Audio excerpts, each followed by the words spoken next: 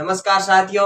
आज हम वापस यूट्यूब पर पढ़ाई स्टार्ट कर रहे हैं जिसमें मैं आपको पढ़ाऊंगा ऑर्गेनिक केमिस्ट्री से स्टार्ट कर रहा हूं।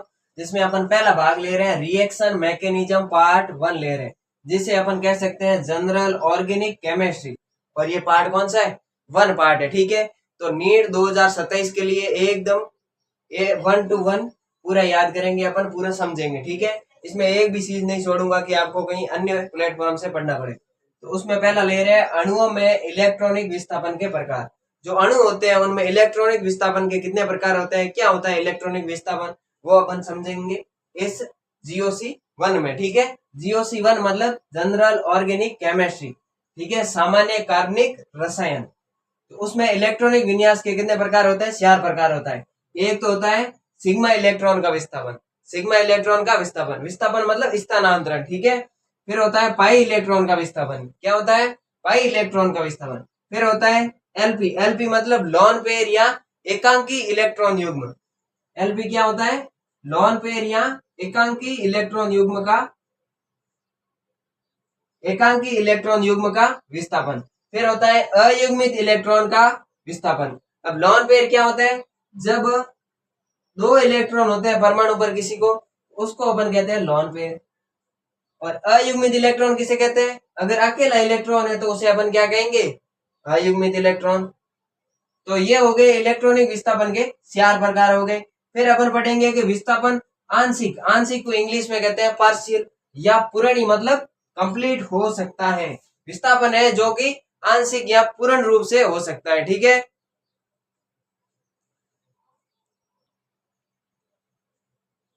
अब अपन आगे पढ़ेंगे कि विस्थापन किस प्रकार का होता है, कौन कौन से प्रभाव होते हैं जिसमें किस प्रकार का विस्थापन होता है।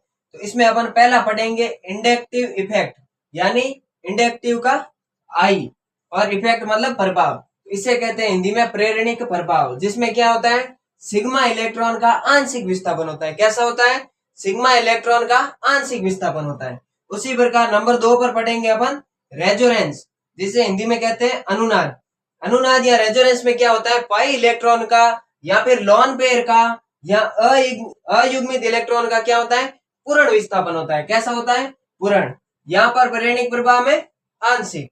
फिर अपन तीसरा पढ़ेंगे हाइपर कॉन्जुगेशन, जिसे अपन हिंदी में कहते हैं अति संयुग्मन। क्या कहते हैं? अति संयुग्मन या फिर हैश इफेक्ट कहते हैं, ठीक है। इसमें क्या होता है? सिग्मा इलेक्ट्रॉन का कैसा होता है? पूर्ण विस्थापन। लेकिन आई इफेक्ट में कैसा होता है? आंशिक विस्थापन। फिर अपन पढ़ेंगे इलेक्ट्रोमेरिक इफेक्ट मतलब हिंदी में भी इसको कहते हैं इलेक्ट्रोमेरिक प्रभाव या फिर ई इफेक्ट। इसमें क्या होता है? पाई इलेक्ट्रॉन का पूर्ण विस्थापन होता है। कैसा होता है? पूर्ण विस्थापन। इन दोनों में अंतर यह है कि यहाँ पर आंशिक विस्थापन होता है, लेकिन यहाँ पर कैसा होता है? पूर्ण। यहाँ पर पाई इलेक्ट्रॉन या लॉन पेयर या अयुग्मित इलेक्ट्रॉन का पूर्ण विस्थापन होता है, यहाँ पर केवल पाई इलेक्ट्रॉन का पूर्ण विस्थापन होता है। तो ये अपन चारों प्रभाव क्या है, एक एक करके आगे पढ़ेंगे।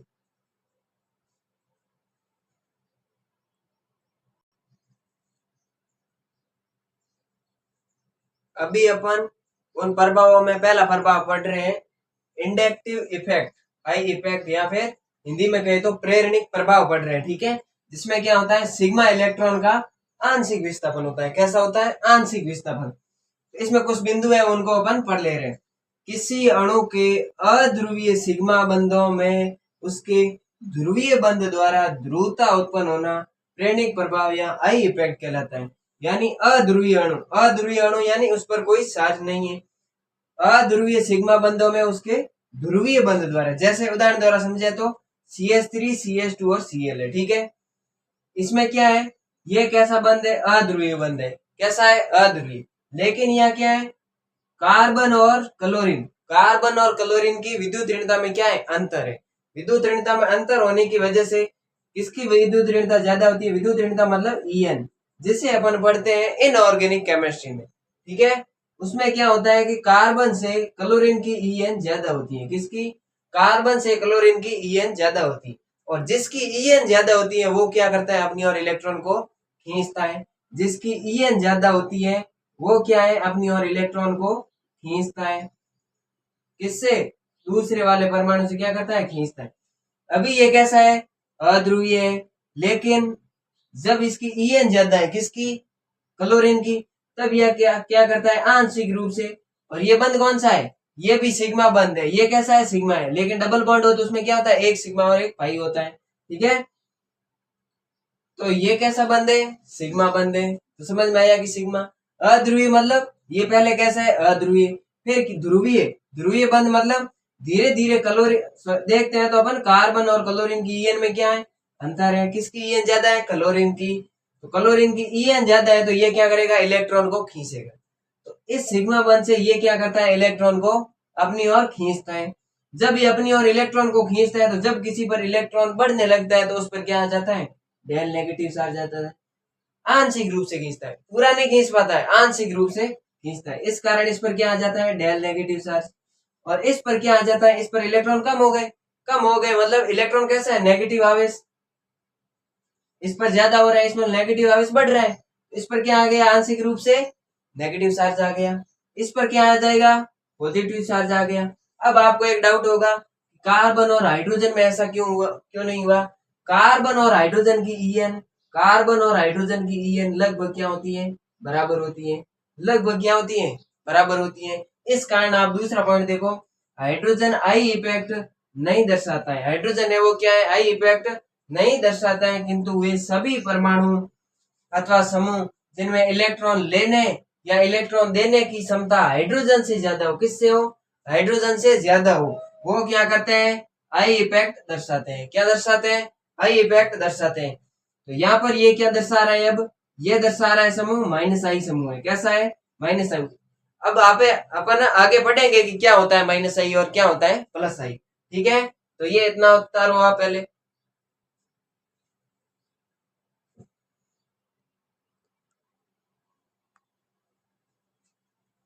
अब अगला पॉइंट है तीसरा पॉइंट, तीसरा पॉइंट क्या है, दूरी बढ़ने पर आई इफेक्ट का मान, दूरी बढ़ने पर आई इफेक्ट का मान क्या होता है, कम होता है। जैसे यहाँ पर क्या है, ये सीएल अणु इस कार्बन से खींच रहा है इलेक्ट्रॉन, तो इस कार्बन से क्या करता है, ज्यादा खींचता है, फिर इससे खींचता है, तो जैसे जैसे दूरी बढ़ेगी तो क्या होगा, ये खींचने की प्रवृत्ति इसके क्या हो जाएगी, कम।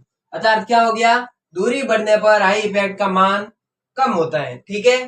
फिर चौथा पॉइंट क्या है, ये तीसरा पॉइंट हो गया, ये चौथा पॉइंट है, समूह के, चौथा पॉइंट है समूह के इलेक्ट्रॉनिक प्रवृत्ति के आधार पर आई इफेक्ट को दो भागों में बांटा है, कितने, दो भागों में। यानी आई इफेक्ट कितने प्रकार का होता है, दो प्रकार का, एक होता है प्लस आई इफेक्ट और एक होता है माइनस आई इफेक्ट। अब आगे अपन पढ़ेंगे कौन से प्लस आई इफेक्ट दर्शाते हैं समूह और कौन से माइनस आई इफेक्ट दर्शाते हैं, ठीक है।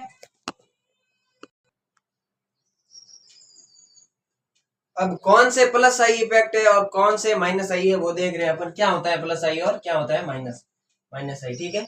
इलेक्ट्रॉनिक प्रवृत्ति के आधार पर दो प्रकार के होते हैं आई इफेक्ट, एक प्लस आई इफेक्ट और एक होता है माइनस आई इफेक्ट, ठीक है। प्लस आई इफेक्ट कौन दर्शाते हैं, इलेक्ट्रॉन देने वाले समूह क्या दर्शाते हैं, प्लस आई इफेक्ट, इलेक्ट्रॉन देना मतलब ई आर, जैसे इंग्लिश में कहते हैं अपन इलेक्ट्रॉन रिलीजिंग ग्रुप, कौन से, इलेक्ट्रॉन रिलीजिंग ग्रुप, हिंदी में कहते हैं इलेक्ट्रॉन देने वाले समूह। इलेक्ट्रॉन देने पर क्या आता है, पॉजिटिव चार्ज आता है, तो आप सीधा याद रख सकते हो ट्रिक से कि प्लस आई समूह, पॉजिटिव चार्ज आता है मतलब प्लस आई समूह। फिर क्या है, माइनस आई इफेक्ट, इलेक्ट्रॉन लेने या ग्रहण करने वाले समूह क्या होते हैं, वो क्या दर्शाते हैं, माइनस आई इफेक्ट दर्शाते हैं, जिनको कहते हैं अपन electron withdrawing group, electron withdrawing group यानी इलेक्ट्रॉन ग्रहण करने वाले। अब इलेक्ट्रॉन ग्रहण करने पर क्या होता है, माइनस आई, माइनस आवेश आता है। इस ट्रिक से आप याद रख सकते हो कि कौन से होते हैं माइनस आई इफेक्ट दर्शाने वाले, इलेक्ट्रॉन ग्रहण करने पर, इलेक्ट्रॉन ग्रहण करने पर क्या होता है, माइनस आवेश आता है, और इलेक्ट्रॉन त्यागने पर प्लस आवेश आता है। इस ट्रिक से आप प्लस और माइनस में इलेक्ट्रॉन लेने और देने के आधार पर आप याद रख सकते हो। इससे आगे अपन पढ़ेंगे अगला पॉइंट पांचवा, सीरीज क्या होती है, आई सीरीज क्या होती है, जिसमें कुछ ग्रुप ऐसे हैं जो प्लस आई दर्शाते हैं और कुछ है वो माइनस आई दर्शाते हैं, जिससे अपन सीधा बता सकते हैं कि ये प्लस आई दर्शाएगा और ये माइनस आई दर्शाएगा।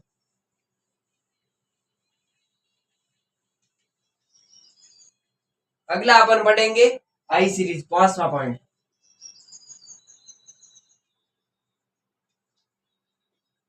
सीरीज मतलब श्रेणी।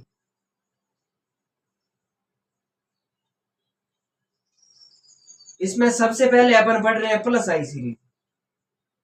कौन कौन से ग्रुप है जो प्लस आई दर्शाते हैं।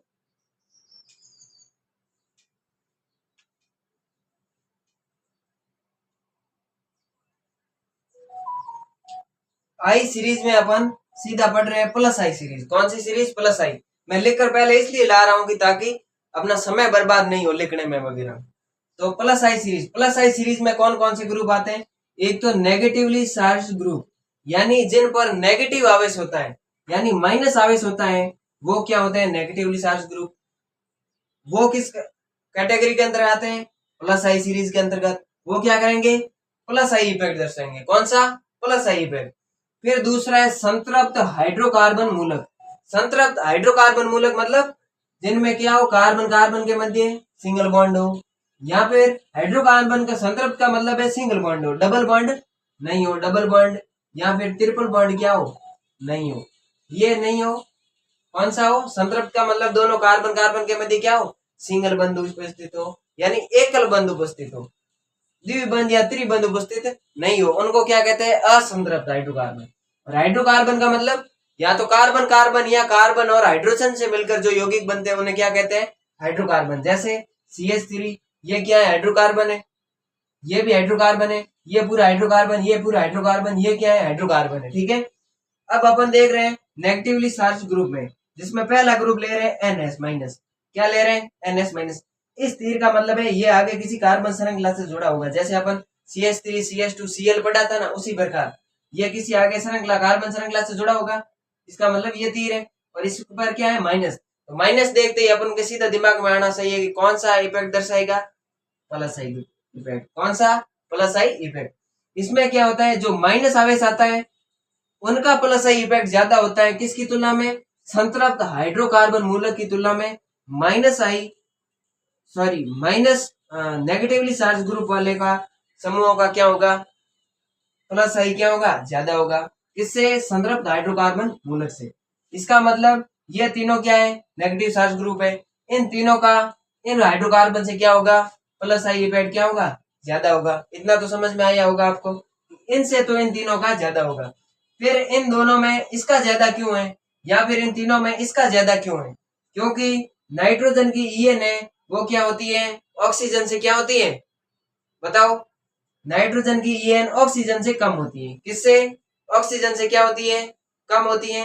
इसलिए ये क्या करता है? अपना नेगेटिव आवेश आसानी से दान कर सकता है। आसानी से दान करेगा, इसका मतलब प्लस आएगा कि नहीं आएगा? तो ये क्या है? नाइट्रोजन आसानी से दान कर सकता है। क्या है इन दोनों में अंतर? क्या है? EN का। किसका? EN मतलब विद्युत ऋणता।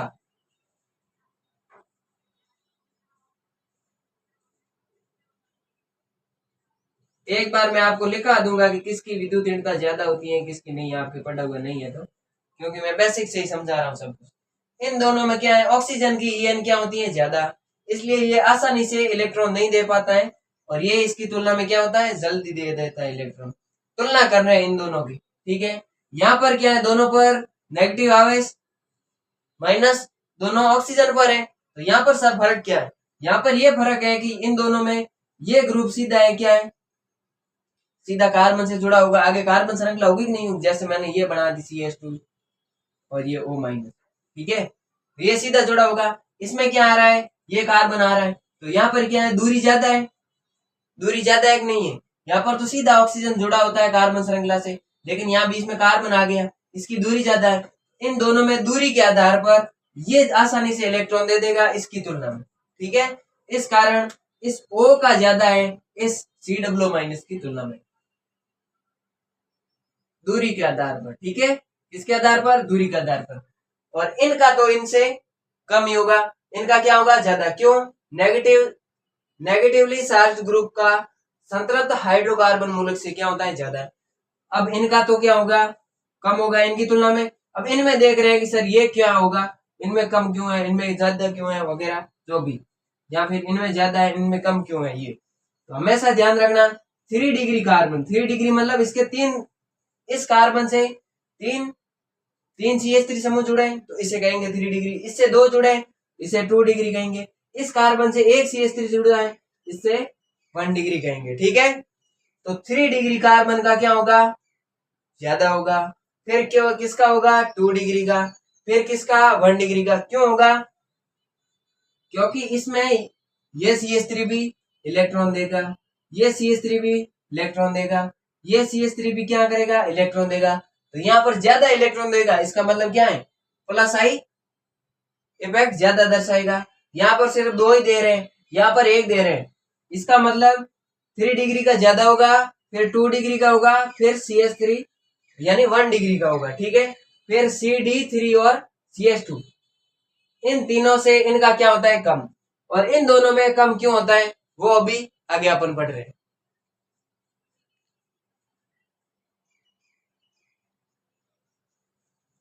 अभी अपन देख रहे हैं CD3 का प्लस आई CH3 के प्लस आई से ज्यादा क्यों होता है। ठीक है, पीछे अपन ने डिस्कस किया कि CD3 का प्लस आई इफेक्ट है वो CH3 से ज्यादा क्यों होता है।